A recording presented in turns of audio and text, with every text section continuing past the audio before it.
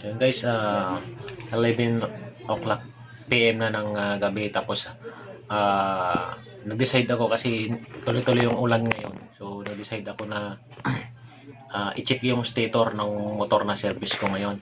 So kasi pagka umulan lang siya pagka umulan siya, mahina yung kuryente niya pagka umulan. So possible baka may water leak dun sa may stator niya. So check ko ngayon kung lagay nung stator natin sa XRM natin na 110. So to guys, papakita ko sa inyo kung paano magbaklas at kung paano tanggalin din yung stator. Pwede rin kung magpalit ka ng stator. So check natin ngayon. Let's go!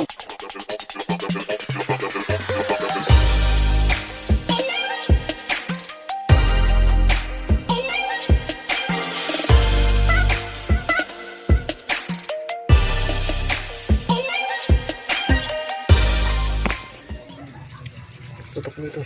So guys, dito na tayo sa location natin. So dito sa labas. So tanggalin muna natin tong fender cover.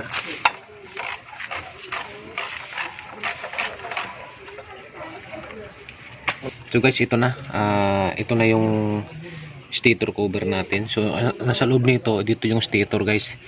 So meron niyang 1, 2, 3, 4. Basta tatanggal natin to. Papakita natin sa inyo mamaya kung paano. Let's go. So ang size ng cover bolts natin ay 8mm.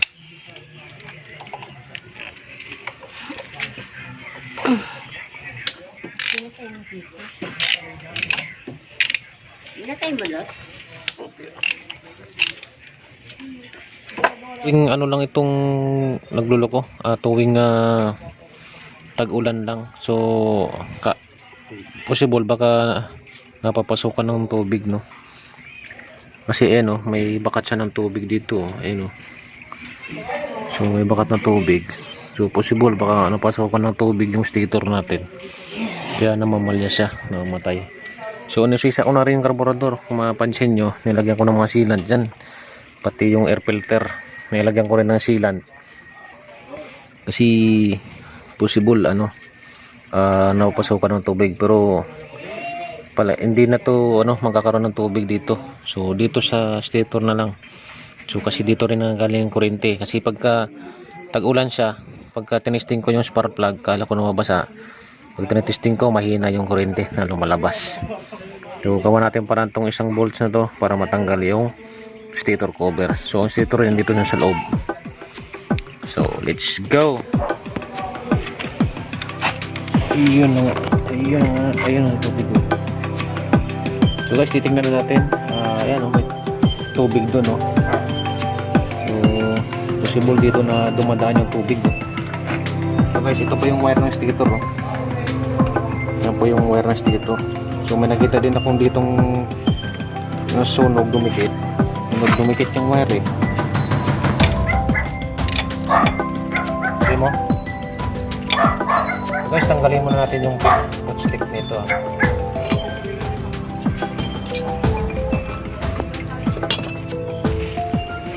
Shifter. Ayan, tanggalin natin yung stator.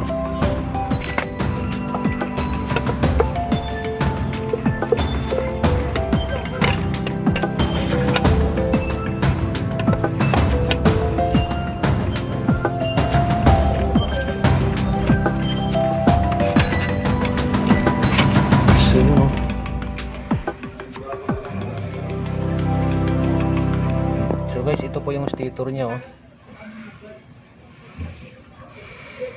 titingnan natin kasi puro putik. Oo. Pag ito po yung nabasa, ito yung magnetic nito So pag ito nabasa, wala din siya ng kuryente. Ayan guys, yung tubig natutulo dito sa stator. Ayan Ayan guys, yung tubig galing dito. Ayan, natutuluan yung stator ng tubig. So grounded po siya.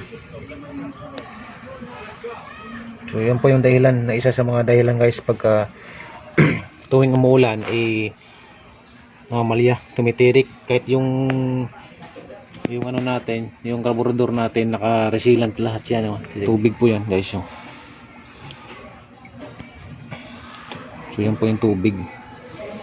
Yan pati ito, kasi ito yung pinaka-stator eh. Pag ito'y nabasa ng tubig, so possible grounded din siya. Posibleng humina yung bigay ng kuryente sa spark plug. So kailangan lang natin i-resealant ito dito sa dumadaan. Resealant natin ng sealant para walang dumaloy na ano dyan na tubig. Mayroon pang tubig sa baba. Ayun guys, oh. Yun, isang basa ng tubig guys. So napakadami pong tubig. Ayun, oh. Kaya pala pagka umuulan tumitirik to. So yan, possible cause may water leak dito sa stator cover. So guys, gagawin lang natin ay punasan lang natin ito ng maigi. Ayan.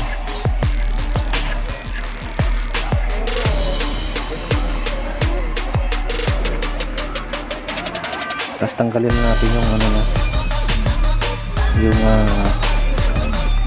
water, tubig. Makain na yung ano na. So yun guys, dito rin pala makikita yung timing nito. Pag nakita nyo yung cover na to guys, ito yung cover na to. So yan, saka itong cover na to. So ito po guys yung silipan ng timing. Ito, sinisilipan ng timing. Tapos dito ka, pag tinanggal mo itong cover na to, dito pinipihit yung tornilyo na yan para i-set up yung timing. So andito po yung timing niyan guys, oh. Ayan po, nakalit ba? Ayan po letter T guys, oh. So yan, timing po yan. So guys, bago natin install to, linisan na rin natin kasi matagal na stock to eh. So linisan na rin natin to para gumanda. Let's go.